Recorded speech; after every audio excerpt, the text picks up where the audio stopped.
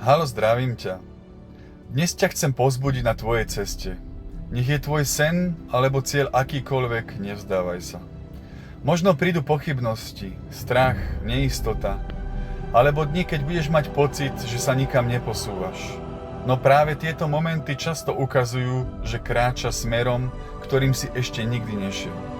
Pamätaj, veľké veci nevznikajú za noc. Vznikajú z malých krokov, ktoré robíš aj vtedy, keď sa ti nechce. Keď nevidíš výsledky a keď pochybuješ o sebe. Vytrvaj, pokračuj.